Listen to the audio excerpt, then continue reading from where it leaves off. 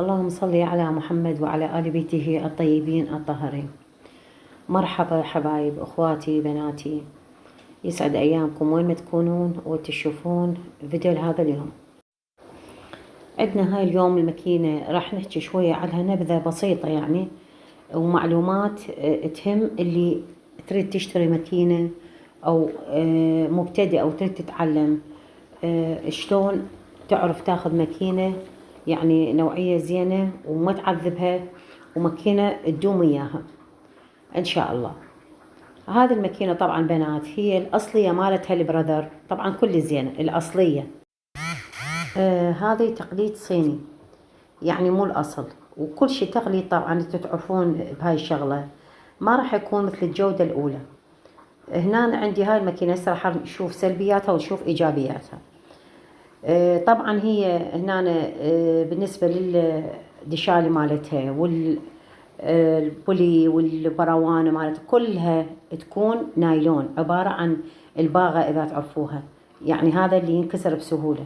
وطبعا بالنسبة للمكاين اللي تردون تشتغلون بيها شغل زين ما تنفع، يعني ما تعطيك ذاك الشغل. هنا هسه خلينا نشوف شلون راح اول مرة ننظمها وشلون طريقة اللضم مالتها والبيت المنكوك وشلون نثبته، وبعدين راح نشوف طريقة الخياط مالتها. بالبداية راح املي المنكوك.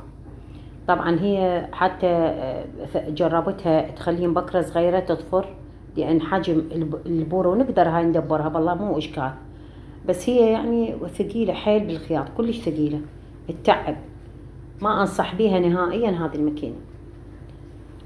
زين عيني عندك هسه هنا مثلا هسه هذا بيت المنكوك العفو. اكو هنا عندك عتلة كلها طبعا نفس الماكينة العادية مالتنا، تحولي عليها وتثبتيه على المكان المخصص للف المنكوك. اكو عتلة هذه هنا تخليه عليها، طبعا راح تدفعيها حتى تثبت عليه ويبدي يلف المنكوك.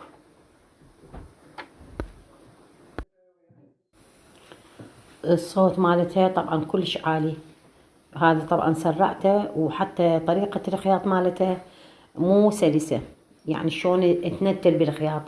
احنا عندنا اذا نتلت الابرة بالخياط نقول هاي سبب الابرة مدقومة او القاعدة ما ماكي، لكن هاي جديدة يعني كل جديد، بعتها بالباكيت، هاي ابدا ما مستعملة.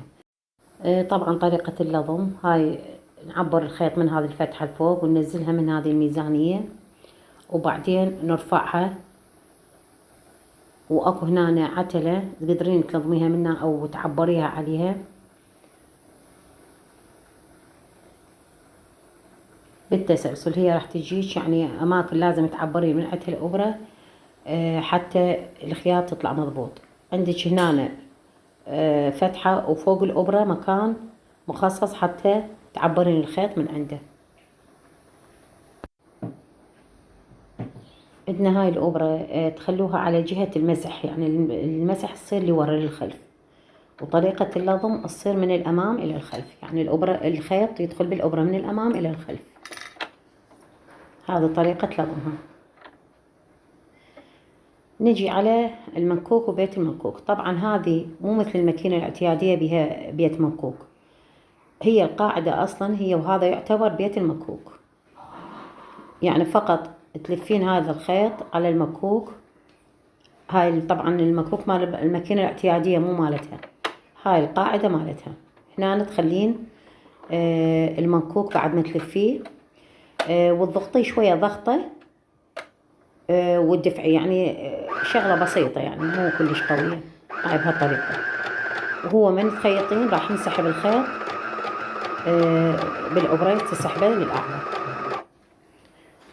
طبعا هنا أنا بديت أخيط بيها بعد ما معاناة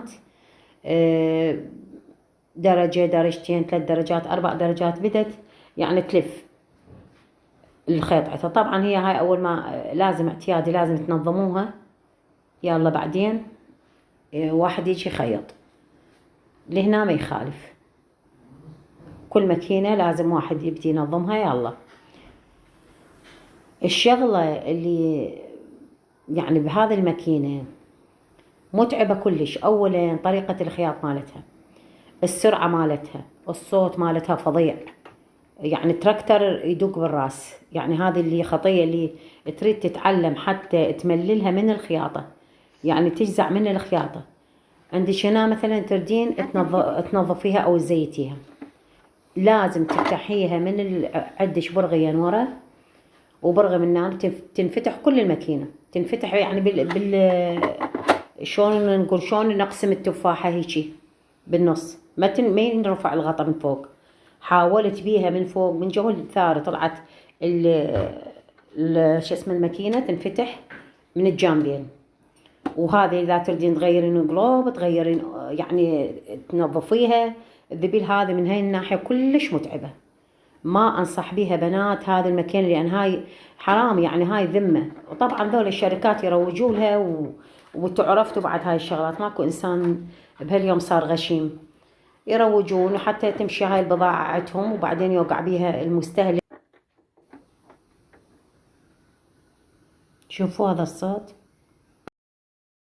يعني تشرق كلش قوي بالموت. يلا تقدرين تفريه. هاي بعد ما نظمت الميزانية. هنا أنا تشوفون الخياط إذا كان من فوق عدل، يعني ما بي أي لف، معناته من الميزانية من جوا يكون اللف، هذه السبب تضبطون الميزانية. وإذا كان تشوفون من فوق اللف يصير، معناته الخلل بالمنكوك. يعني هاي معلومة اللي عندها ماكينة وتكون مبتدئة، إذا شافت اللف من جوا معناته تضبط الميزانية. حبيباتي إن شاء الله استفاديتوا من هاي المعلومات البسيطة، واللي عندها أي استفسار عن نوع المكان اللي تشتريها ومبتدئة وما عندها علم، اكتبوا لي بالتعليقات وإن شاء الله أنطيكم النصائح اللي تبدوها. أترككم في حفظ الرحمن. مع السلامة.